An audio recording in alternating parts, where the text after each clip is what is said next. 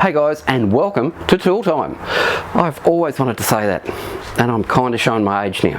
But anyway, with this camper build, I've had a lot of people ask me with regards to tools and the like, what am I using, why am I using it, gee, you've got a lot of use out of that. Yes, I have. With this camper build, there hasn't been that much fine finishing work where I've needed a lot of hand tools. I think if you're building the more traditional rounded one where you're doing rounded furniture and to suit with that that look, you will be using them a lot more. With this square off-road type of thing, it's a little bit more rugged, and there hasn't been any real need to use a lot of hand tools apart from your normal screwdriver sets. Occasionally there will be a socket set, but mostly it's power tools. I tend to suggest to people when they're buying power tools, because I have a lot of them, I blame my grandfather. My grandfather had this workshop that I used to play in when I was a kid, and I'd just spend hours and hours and hours in there just mucking around with bits of wood and the like, and it's really turned me into a tool freak.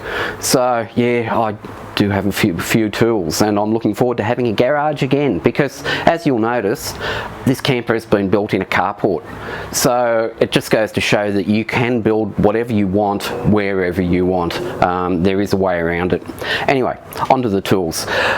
When you're looking for tools, and especially the battery operated tools, which I wouldn't buy anything but, you're getting into a system, and instead of going out and saying, oh, this tool, so I'll buy this brand, and then I want this tool, so I'll buy that brand, you're better off looking at what the whole system offers and then buying based on that.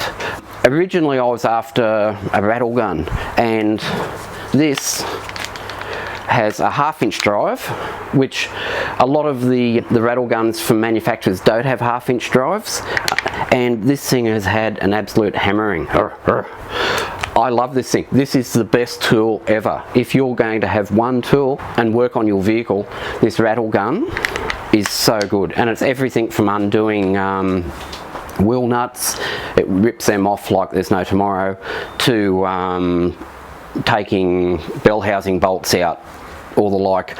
This thing's handled up to like a 24mm bolt, and it's just not a problem at all. So this led me down the AEG path. I have had some AEG tools in the past, and when I did this, I did a bit of research, and a lot of tradies were using them. So in America, Milwaukee is a good brand. Locally, these are good for me, and they have a lot of deals come up, and the deals are quite good.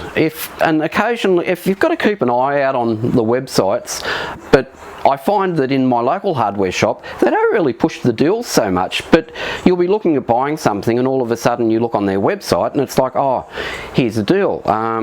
Case in point, I bought a battery operated whippersnipper, and the deal was at that point that you got a battery operated chainsaw with it, and the chainsaw is like a $299 chainsaw. So yeah, awesome.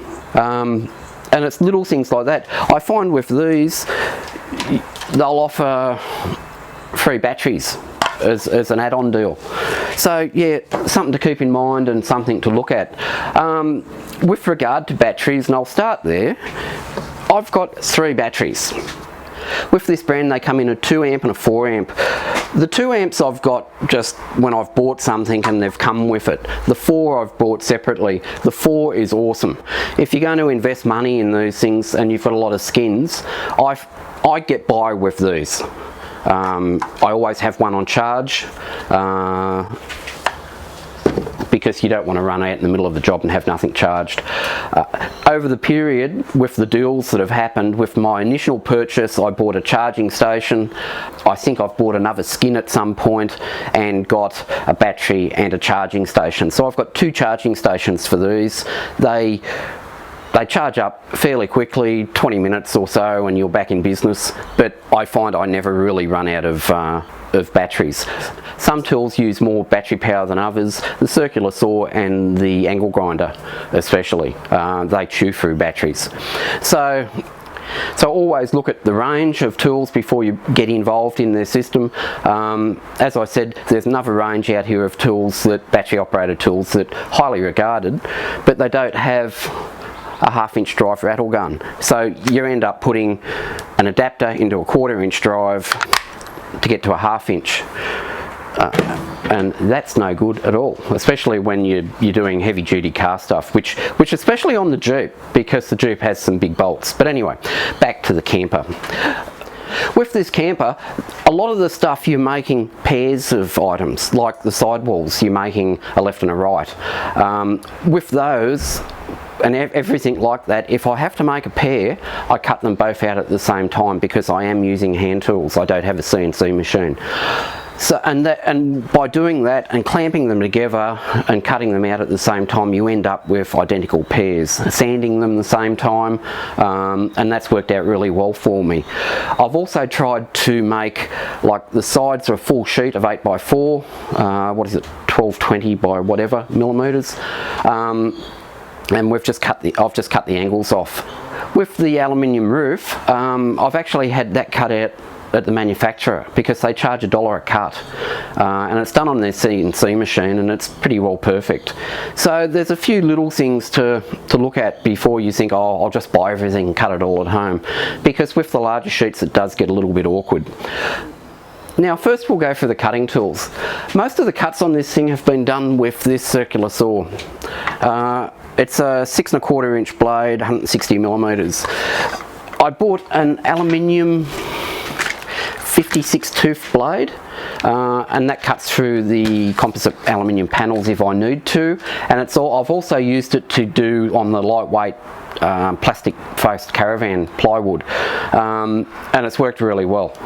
It doesn't rip anything out, and I even use it for the ply. It takes it's a little bit harder to get through the ply than the normal blade, but if I just don't want to swap it in and out, it works fine. Now with the circular saw, I find I get really accurate cuts when I put it against a straight edge. I do have this straight edge tool here that you just rest the ends on the end of the sheet and then clamp it down. That's really good, and whilst you might think it'd move around, it actually doesn't in practice. If I can't use that for whatever reason, and that could be the sheet's too long, that piece, I just clamp down a piece of aluminium section, and that's straight. I know it's straight, and it works really well. The only thing you do have to take into account when you're cutting is on your saw, when you are using, say, this edge as a straight edge, is on this saw in particular, I've got 25 mils between that and the cut. So when you're doing your measurements, you have to add in your 25, but that's just traps for young players. It gets worse when you get into the router, because I think that's 40 something. So yeah, you've got to continually keep that in mind. I may have cut 1 or 2 sheets wrong, but anyway, that's the circular saw. I also find with the circular saw, and I've mentioned it a few times, with cutting windows out and the like, if I use a hole saw to cut the ends, I can actually just drop the blade in to the timber and run that along and get a really nice square cut out of it. That is my hand saw. I've hardly used it. I've used it on the windows a couple of times just to finish off the cuts to the end of the hole, but that was a cheap and nasty Chinese made hand saw I bought, and it's got great use out of it. This little multi-tool, I picked that up once because I wanted a tool that I could use for screwing nuts and bolts out, and I've got a fitment that goes on this. With this, you can change the blades or where the blade sits, and it just holds in. I've used these round ones a lot, and I find I've got multiple sizes of those. And for sanding, there's a sanding plate that goes on it. I find that's quite good to get into corners. But this was oh yeah, I don't have one of those, I'll buy that, and it's worked out really well. And with this, you'll notice if you go for the construction videos, the actual latch for the fridge box on either side, I drilled out a hole saw and then used that to cut between the holes, and that was superb for that little exercise. So whilst that's nice to have, the circular saw is, you need that. Another thing I've got a fair bit of use out of is my angle grinder, a limb taker offerer. If you're not careful with them, and yes, I don't have the safety guard on it, I know, but anyway, with this I've had good use cutting some of the aluminium section with a 1mm cutting disc. Using a flapper wheel on an angle grinder is awesome, and I've used this a lot for where I've put a bolt through the sidewalls, say, and it hasn't sat exactly flat with the wall, and I can just sand back the top of the bolt slightly to make it flat, so that when I put the aluminium skin on, it doesn't buckle or hold it away from the plywood. So that's kind of invaluable, and if you do a lot of car stuff, you'll want one of those for cutting exhausts off or whatever. Now onto what a lot of people have made comment about, this little router. This is a little finishing router, and another AEG product, as all these are, and this thing, I was half-hearted about buying it because it was like, oh, do I really need that? And in the end it was like, yeah, I'm trying to do a really good job on this, so I'll buy it. And you know, I need to cut out the channels so I can crease up the composite aluminium. I need it to finish off the edges of that, blah blah blah. And it has been worth its weight in gold, and it has had so much use, as you guys would have seen. I've got 2 bits for this. I've got this small 3.5mm cutting bit, and I have the finishing bit, and it does everything I need. As I've said before, I use the small one of these because I'm not trying to plough through the aluminium with this. I'd rather have multiple passes and make it easier on the tool and more precise, and I find that with the smaller bit I can do that. The finishing bit, I just can't believe how good these things are. It's been said to me that, oh, sometimes you go in the wrong direction. Yes, I do, and sometimes I do that because I'm cleaning up an edge or something.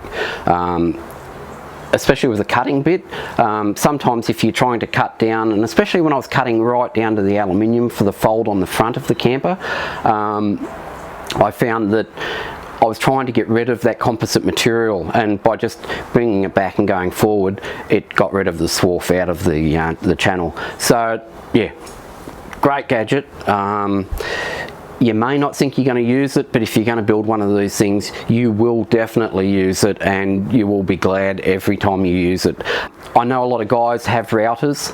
I've got a mains powered router that was handed down to me from my grandfather. It's just too big. This thing here, you can get good accurate cuts, and again, I tend to use this against the straight edge, as you would have noticed. And I find that as long as you keep pressure against the straight edge, it works awesomely. I don't have anything but praise for this. This is, apart from the rattle gun, this has been my favourite tool, and I didn't think it would be, but it is. So something to keep in mind. Now, they're basically the cutting tools. Now the only tool that isn't a battery operated tool is this Ryobi drop saw, and it is years old, and I've used that to cut spar lengths and some of the aluminium sections for the fridge box.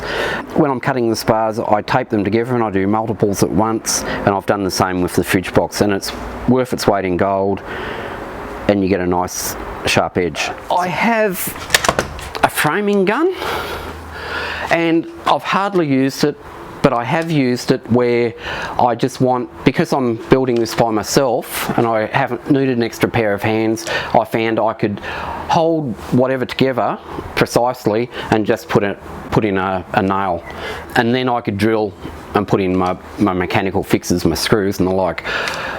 I have hardly used this on this. So anyway, that's a nice to have, don't really need it.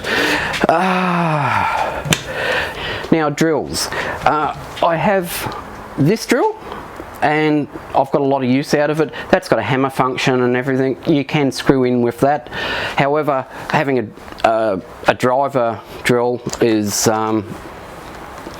awesome. When I bought these, they came in a pair in a kit, so I didn't really think I'd need this, but being able to drill your holes and then just pick this up and drive your screws in, it's been invaluable. With the holes on the sides of the camper where I've been bolting spars across and the like, I've always used a countersunk bit before I put the screws in, and I find they work really well. This thing here has got so much work. It's done so much work on this camper. It's getting a bit blunt now, but that one countersink thing has done the whole camper nearly.